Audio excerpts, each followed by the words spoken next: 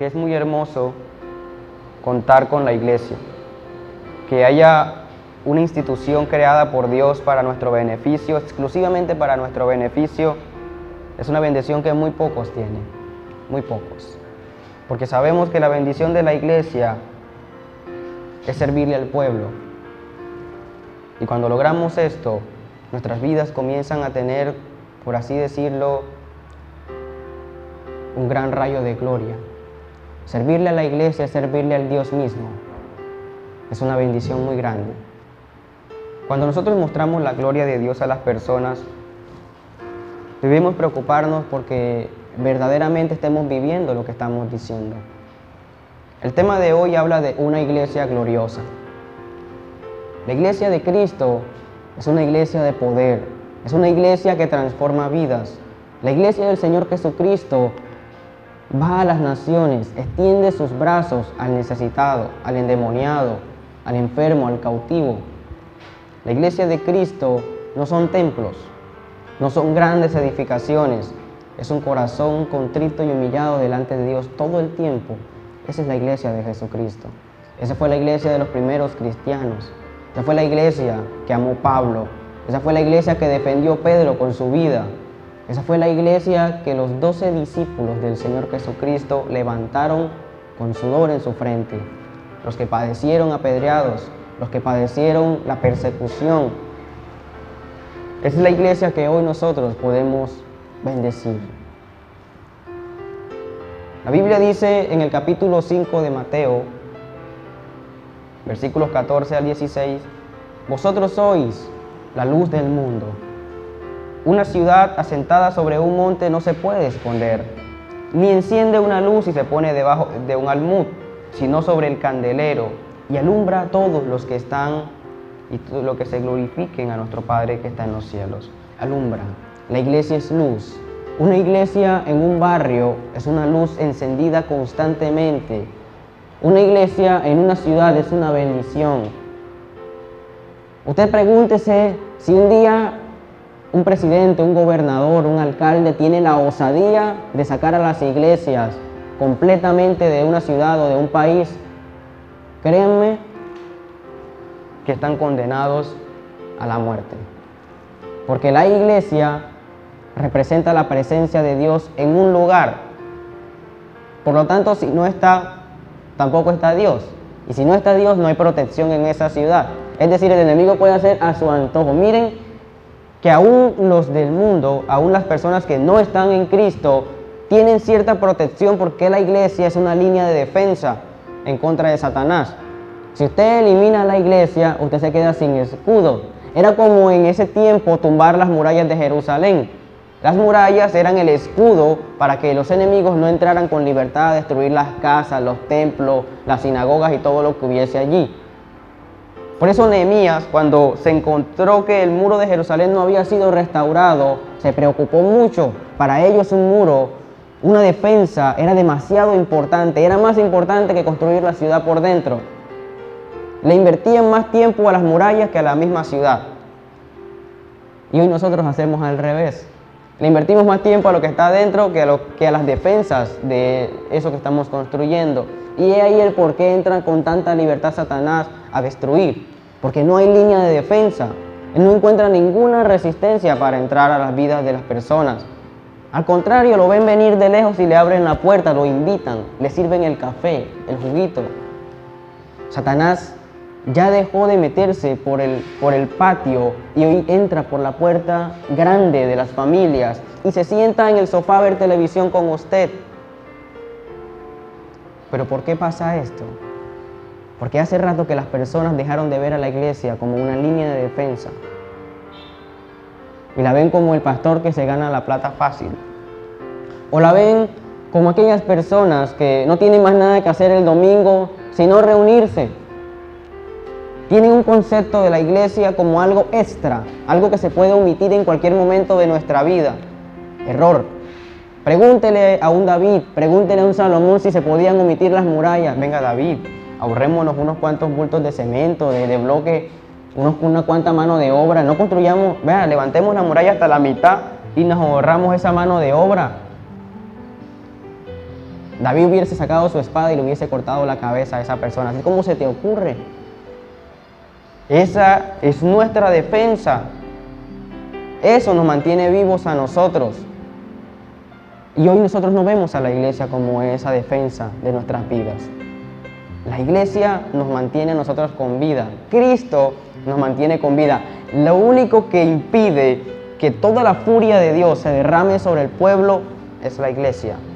Porque la Biblia dice que como Él murió por los pecados de todo el mundo, entonces Dios ve y da la oportunidad por la gracia de que esa persona se arrepienta. Es decir, sin gracia no hay oportunidad. No hay oportunidad. Así que si usted quiere omitir a la iglesia de su vida, preocúpese, porque se queda sin defensa. Preocúpese porque Satanás va a tener toda la libertad de destruir todo lo que usted ha construido. Los niños, hay unos famosos juegos de Lego que son los armatodos y algunos toman bastante tiempo para armarlos. Y no hay nada que le dé más rabia a un niño que es que usted no tumbe eso. Usted quiere ver a un niño bravo, furioso y llorando, derrúmbele lo que acaba de construir. Así es Satanás. Satanás, ¿saben qué hace? Él no va a venir a tumbarle un ladrillo de la construcción porque eso es perder el tiempo. Él no deja que usted se emocione construyendo. Déjelo que levante, déjelo que levante, déjelo que levante. Cuando ya ve que usted tiene algo de lo cual usted se enorgullece, se le hincha el corazón, usted viene y se lo tumba. Porque ahí sí le da rabia. Ahí sí lo ve usted como así iracundo, se pone rojo. Ese es Satanás.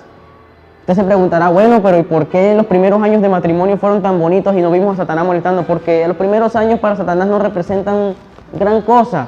Cuando usted lleva varios años de matrimonio, cuando esa mujer se ha convertido en algo esencial para su vida, es donde él viene a molestar. Porque es ahí donde usted le va a dar rabia.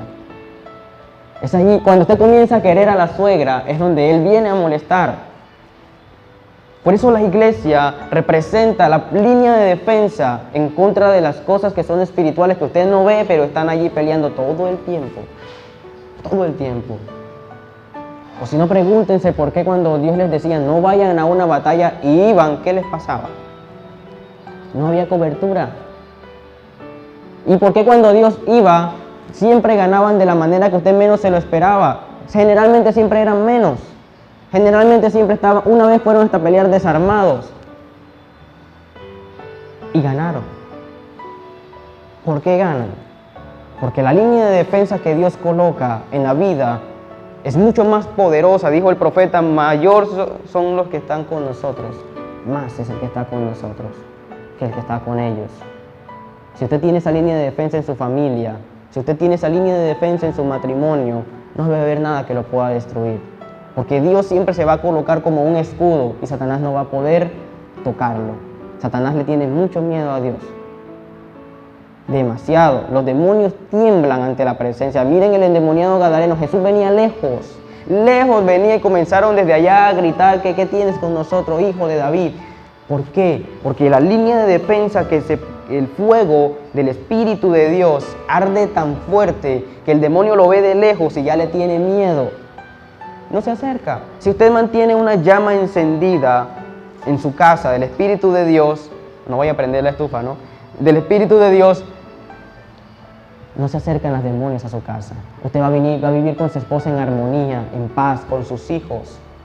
Todo el mundo va a querer entrar a su casa, porque allí se siente la presencia, se siente algo hermoso. Y te van a decir que envidia ese esposo que tú tienes, todos los días te consiente.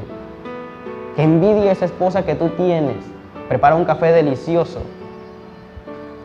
Las personas del mundo van a comenzar a envidiar la vida que tú tienes si la iglesia hace parte de ti. Pero si dejas a la iglesia como algo opcional de los domingos, entonces Satanás va a saber que usted está sin murallas espirituales. Dice la Biblia en Efesios 5, es un pasaje muy hermoso que usamos mucho para el matrimonio, pero hoy hacemos referencia a la iglesia. Dice, Cristo amó a la iglesia y se entregó a sí mismo por ella, versículo 25, para santificarla, habiéndola purificado en el lavamiento del agua por la palabra, a fin de presentársela a sí mismo. Miren lo que dice, una iglesia gloriosa, que no tuviese mancha, ni arruga, ni cosa semejante, sino que fuese santa y sin mancha. Varón, esa esposa que el Señor te regaló es para que tú la santifiques, para que tú la ayudes, para que tú la vistas bien, para que siempre se vea como una reina, que ella sea el reflejo del amor que tú le tienes, porque dice que Cristo se entregó a sí mismo por ella, para santificarla. Él vio a su iglesia en ruinas, Él vio a su iglesia en el piso, y vino y Él se puso como línea de defensa para que la iglesia se pudiese levantar. Por eso dice, y las puertas del Hades no prevalecerán en contra de la iglesia, porque ya la línea de defensa que tenía era el mismo Cristo. ¿Y quién tumba a Cristo de ahí? Nadie. Mientras Cristo esté delante de usted, no hay nadie que pueda tumbarlo. Nadie. Todo aquel que dice, tremenda cosa es despertar la ira del Dios vivo. Miren, los animales son muy sabios. Usted puede ver a una madre, un leona, tigre, recién, y usted de lejos no va a pasar nada. Pero ahí tóquele un hijo para que vea usted. Créame que si usted no sabe correr, mejor quédese lejos. Así es Dios. Dios es muy misericordioso, Dios es muy amoroso, demasiado paciente, dice la Biblia, tardo para la ira. Pero tóquele un hijo para que vea usted. Tóquele a uno de esos pequeñitos. Y ahí dice la Biblia, tremenda cosa es despertar la ira del Dios vivo. Dios tiene una ventaja sobre nosotros y es que conoce nuestra debilidad. Entonces, a Dios no le queda nada difícil postrarlo a usted. No le queda nada difícil. Si usted se mete con Él, más se demora usted en hacerle algo que Él en postrar sus rodillas. Más se demora usted en levantarse en contra de un siervo o de un hijo de Dios, un cristiano, que usted en caer en una cama enfermo, en tener algún impasse en el trabajo. Dios lo conoce a usted, lo hizo. ¿Sabe cuál es su debilidad? Por eso usted lleva las de perder siempre. Por eso no es bueno nosotros levantarnos en contra del Señor. Y dice que Él quiere que la iglesia esté sin mancha y sin arruga. La iglesia viene de un término griego que significa eclesia y está compuesta por dos prefijos, eka, que significa desde afuera, y kalein, verbo que significa llamar desde afuera.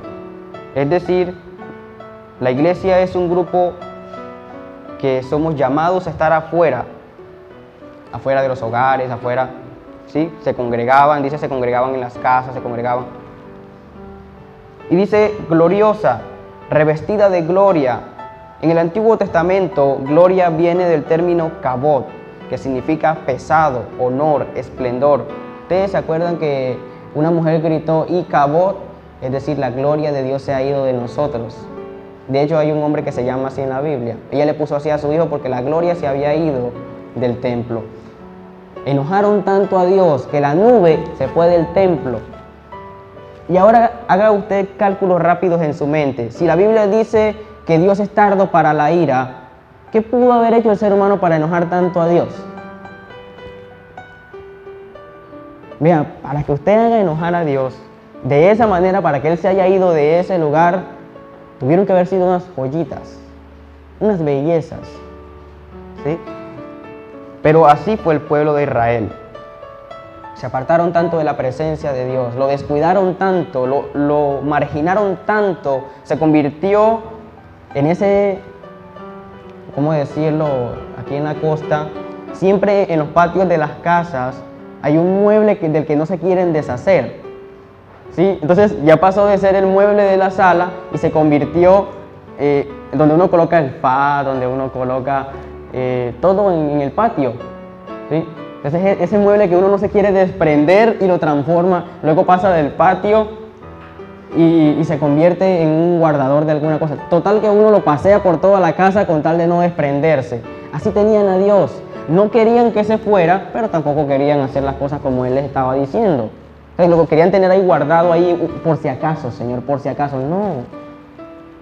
Aquí usted no puede marginar a Dios a tenerlo por si acaso guardado en el patio. Si usted hace eso, se va. como pasó ese día. Y de esa manera era que David danzaba con tanto gozo. Por eso decía, porque la gloria de Jehová ha vuelto otra vez al templo. El regreso del arca significaba el regreso de la gloria de Dios, la primera línea de defensa. David era un hombre de guerra. El ejército de David no era cualquier ejército. David podía decir, no necesitamos esa arca aquí, con estos hombres son más que suficientes, pero David sabía que no era así. Dios salva con muchos o con pocos. Por eso David necesitaba ver a la presencia de Dios. Y se gozaba mucho David porque Dios estaba con ellos.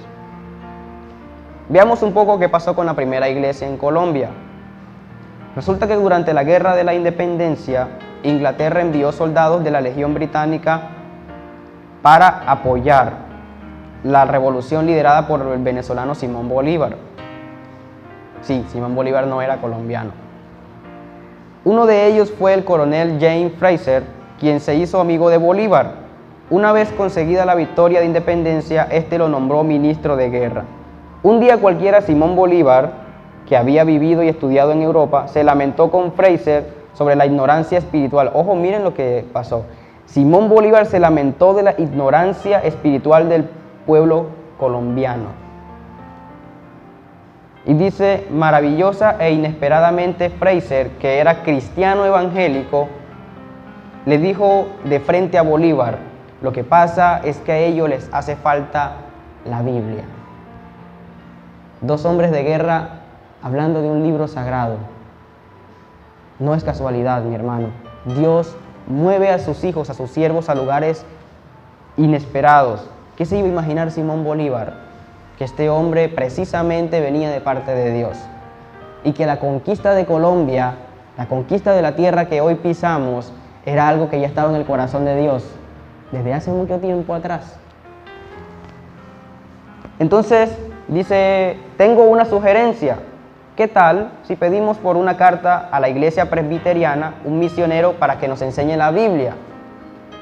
Y con esta simple frase, Dios abriría puertas para que Colombia se predicara por primera vez la palabra de Dios. Entonces la carta la hicieron a nombre de Simón Bolívar y la enviaron. No había WhatsApp, no había Facebook, por lo tanto la carta demoró mucho tiempo en llegar. Y de hecho la carta la enviaron a Inglaterra y en Inglaterra no habían misioneros disponibles. Entonces reenviaron la carta de Inglaterra a Estados Unidos. En Estados Unidos ni siquiera sabían dónde estaba Colombia. Miren todo lo que paseó esa carta. En el seminario de Princeton descubrieron por fin a un joven de 24 años llamado Henry Barrington Pratt, quien vendría a ser importantísimo para la difusión del evangelio en nuestro país. Cuando le dieron la carta, se la mostró a su esposa y le preguntó, ¿me das permiso? No, mentira, preguntó, ¿qué hacemos?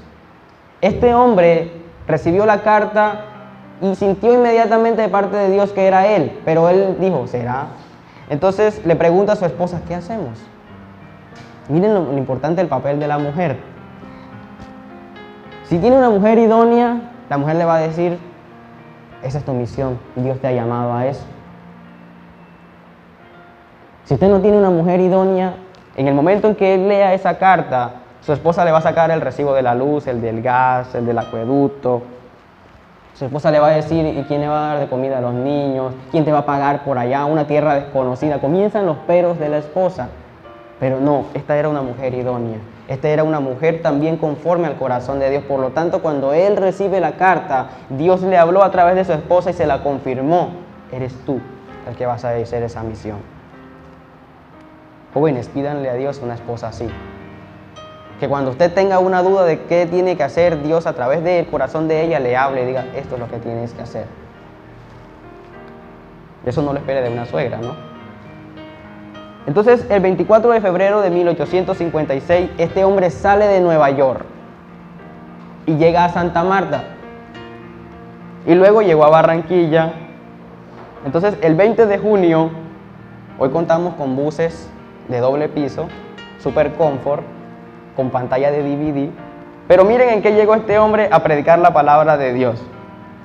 Dice, llegó por el río Magdalena y a lomo de mula. ¿Qué confort puede tener una mula? ¿Sí? Llega uno que le duele la espalda, le duelen las piernas, y aún así este hombre. Y miren que los trayectos no eran cortos, y las carreteras tampoco estaban pavimentadas como para decir que iba, no, eran caminos muy difíciles de recorrer, y aún así este hombre cumplió su misión.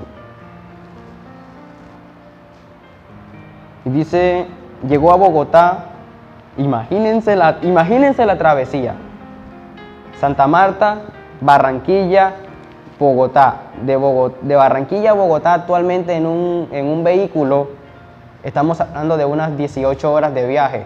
Ahora usted imagínensela en un burro. Imagínense ese confort de la mula en un viaje de Barranquilla a Bogotá. Uy, hermano, este hombre amaba mucho a Dios. Y nosotros estamos quejándonos de los medios de transporte de hoy en día. Entonces dice, el primer culto evangélico en Colombia fue celebrado por Prat en inglés. Este hombre no hablaba español. En el Hotel Dixon, al cual asistieron 10 extranjeros. Tardaron 6 años para que el primer colombiano tuviera el atrevimiento de pisar una iglesia evangélica. 6 años predicando el evangelio y ningún colombiano había asistido al culto. Caramba, el corazón del pueblo siempre ha sido duro, mano. Ya vi que Colombia es un pueblo muy bendecido, porque a pesar de todo lo que le ha hecho al Señor, miren toda la perseverancia de los siervos que Él envía. Luego dice, 60 años después que se ordenó el primer pastor local. O sea, el primer pastor local, no el misionero, 60 años pasaron desde ese momento hasta que establecieron el primer pastor cristiano. ¿Qué recorrido ha tenido la iglesia en Colombia? Pasaron 25 años de mi vida antes de que yo fuese colocado como pastor en Valledupar. Los tiempos de Dios son perfectos, perfectos. Entonces el arzobispo de la ciudad se opuso ferozmente. O sea, se levantó enseguida el arzobispo. Se me están metiendo al rancho, ¿sí? En la primera plaza de Bolívar se quemaron Biblias protestantes. Pero miren lo que es cuando uno está con el respaldo del Señor. Comenzaron a levantarse en contra de la iglesia, a quemar Biblias, a hacer de cuanto desastre. Y miren lo que pasó, que es lo que más piedra le da al mundo. Dice, esto llamó la atención y prosperó aún más la obra. La iglesia pasó de 36 miembros a 150, solo por ese ataque. Siempre que usted ataca al pueblo de Dios se multiplica. Yo les hablaba de las avispas el domingo pasado. Y el pueblo de Dios es así. Dice, las puertas del Hades no prevalecerán en contra de la iglesia. Por eso le tienen tanta piedra y tanto enojo al pueblo cristiano, porque lejos de acabarlo lo multiplican. Usted lo toca y se multiplica, lo toca y se multiplica. Ya no lo quieren ni tocar. Por eso es Dios. Por eso dicen, tremenda cosa es despertar la ira del Dios vivo, porque Dios dice, si esa es tu piedra en el zapato, si tú la pateas, mañana te pongo 2. Si pateas 2, te pongo 5. O sea, viendo el panorama desde este punto, yo diría, bueno, que sigan atacándonos aquí en Valledupar y cuando vengan a ver, estamos en todos los barrios. En todos los barrios. Cuando vengan a ver casa de fe, casa de fe, casa de fe, casa de fe, entonces yo, pero caramba, pero esto es tremendo, esto, ¿cómo se multiplican? Oigan, hay un animalito que no me acuerdo el nombre ahora que se multiplica tremendamente. No es el hámster, creo que es el hámster, el cuy. Tremendo, ¿no? Así somos los cristianos. Ellos tienen como 4 o 5 hijos cada vez. Y nosotros, luego este hombre vivió varios años en Bucaramanga. Y luego de esto, en septiembre de 1878 salió definitivamente de Colombia y se devolvió a su país natal, Estados Unidos, donde trabajó en algún tiempo en labores pastorales y literarias. Entonces, un militar escocés, Fraser, un prócer venezolano, Bolívar, y un misionero americano, Pratt, bastaron a la primera iglesia cristiana en Colombia. Nos les metimos al rancho al enemigo en Colombia por donde menos se lo imaginaba. Hay muchas cosas hermosas que la iglesia tiene. A lo largo de la historia, la iglesia ha significado la bendición de algunos, la piedra en el zapato de otros. Pero bien o mal, es algo que nunca van a poder derribar. Dios lo estableció así y no van a poder echarlo para atrás.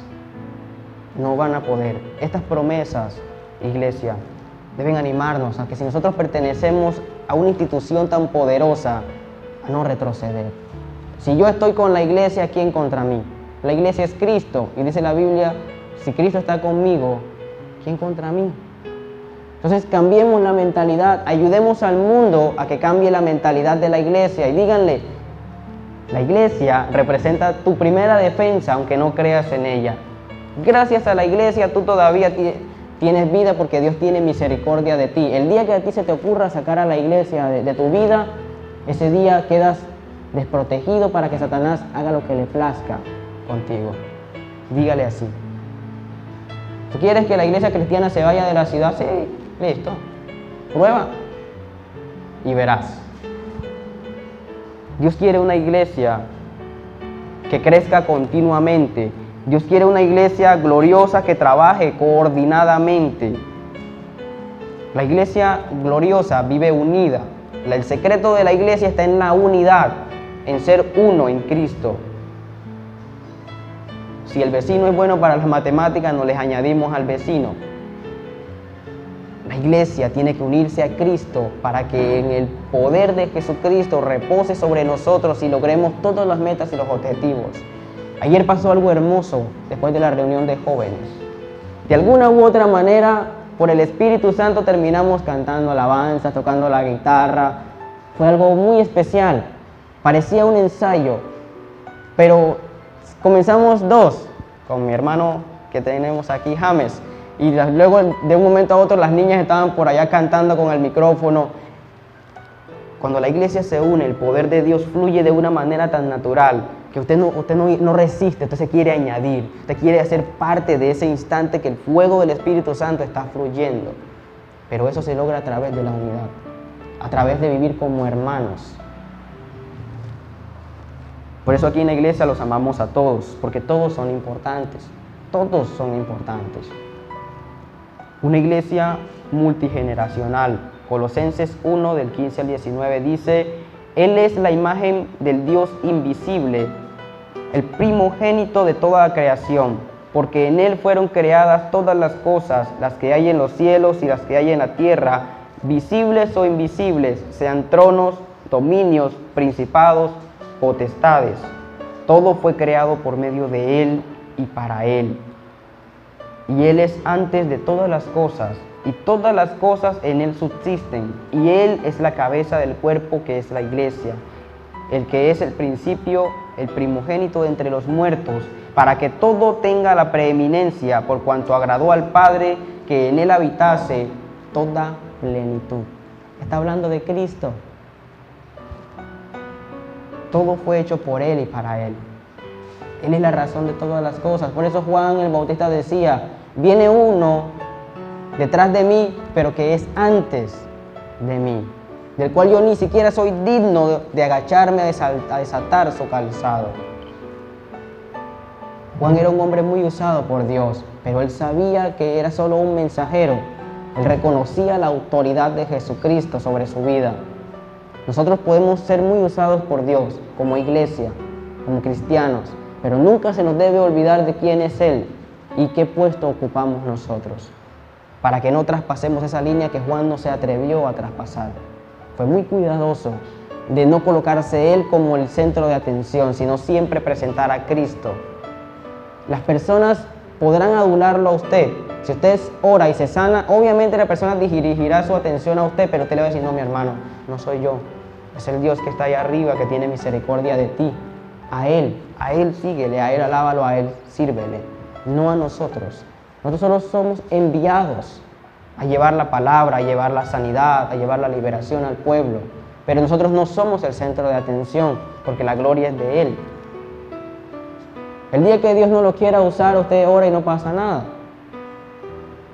Entonces no podemos colocarnos nosotros en el centro de atención. Es más, si usted se coloca en el centro de atención, es como si usted quisiese tomar el lugar de la muralla. El día que usted se pone delante de Dios, usted es el escudo de Dios. O sea, Dios lo defiende a usted, pero usted pasaría a defender a Dios. Por lo tanto, el primer ataque, ¿quién cree que lo va a recibir? Usted.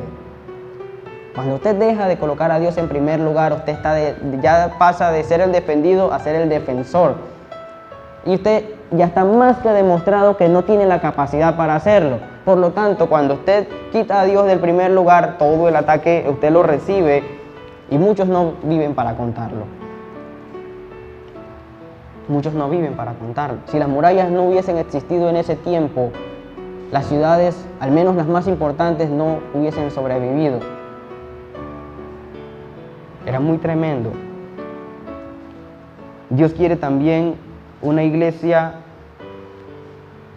que vaya por los jóvenes, por los campesinos, por los profesionales, por los comerciantes. Delante de Dios no hay distinción entre alcalde, gobernador, entre el que vende el mango, el que vende el raspado. No hay distinción, todos necesitan. Si usted le dice al del raspado, porque nosotros al del raspado le decimos, arrepiéntete, que el reino de los cielos se ha acercado, pero cuando viene el alcalde no. No, para todos es la misma palabra. No importa cuánto dinero tenga ese hombre y cuánto poder y autoridad natural tenga, para él es la misma palabra, arrepiéntete porque el reino de los cielos se ha acercado. Cambia tu camino y vuélvete a Dios. Es la misma palabra, no hay excepción. No porque sea el presidente usted se la va a suavizar, antes déle más duro porque él está en autoridad.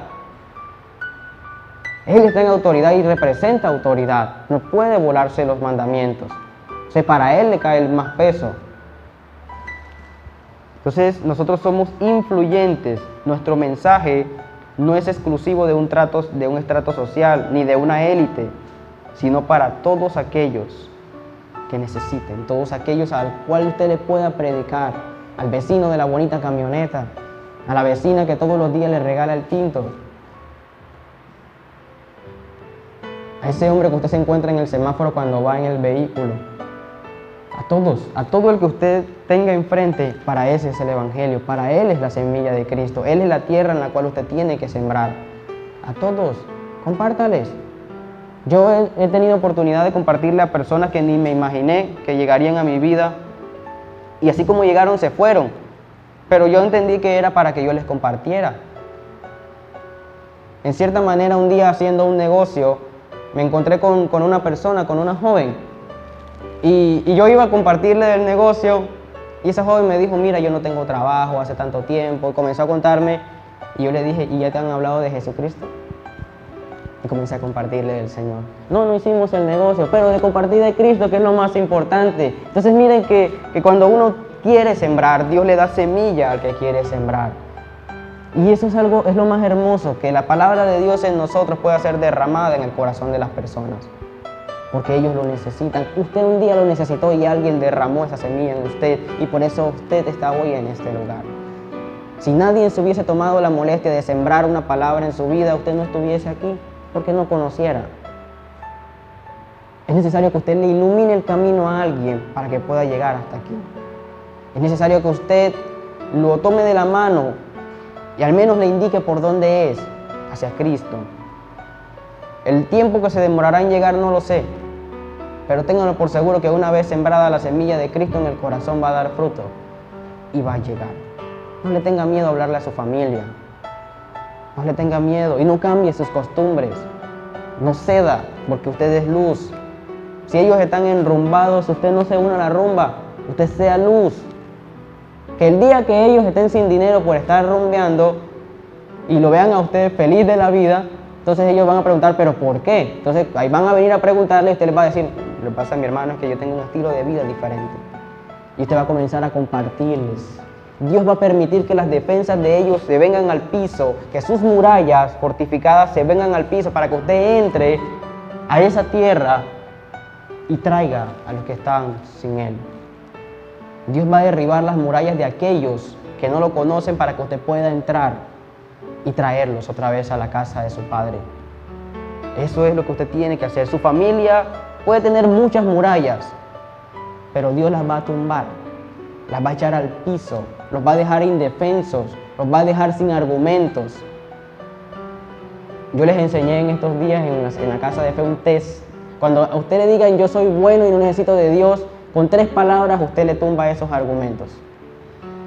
3 palabras. Con 3 preguntas usted puede derribarle los argumentos y las defensas a una persona y le dice, ¿sí ves que sí necesitas de Dios?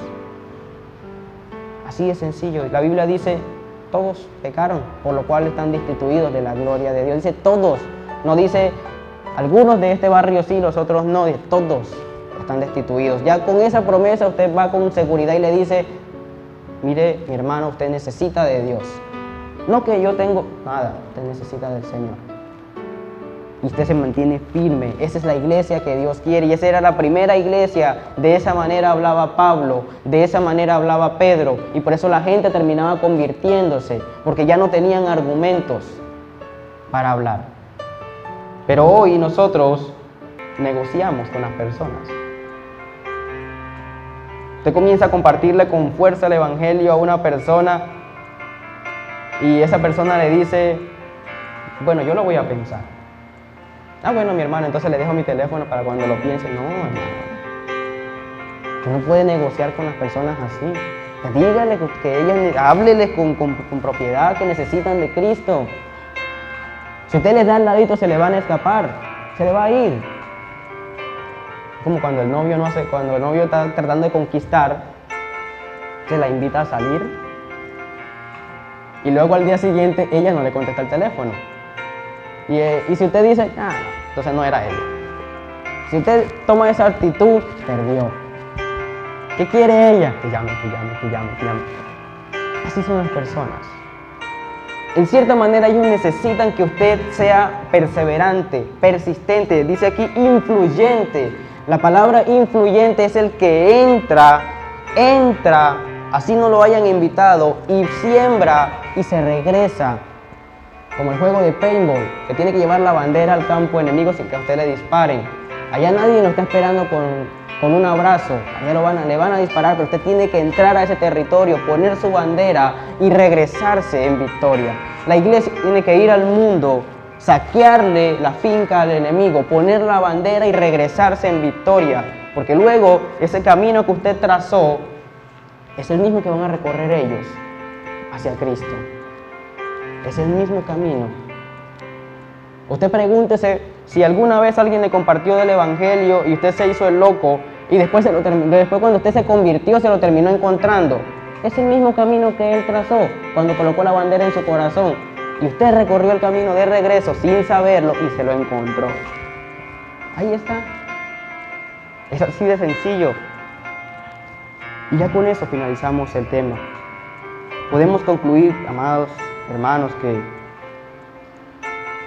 que la iglesia es un privilegio y tiene un propósito grande. Sí, la iglesia sufre el temor, el cansancio, las burlas, las flaquezas. Con o sin recursos, la iglesia avanza con valentía, como aquella que sabe que Dios está de su lado, pues Él lo prometió, y estaré con ustedes el fin del mundo. Esfuérzate y sé valiente, levántate y predica a todas las naciones que Cristo es la vida y será llena la tierra de su gloria, se cubrirá como las aguas cubren el mar y será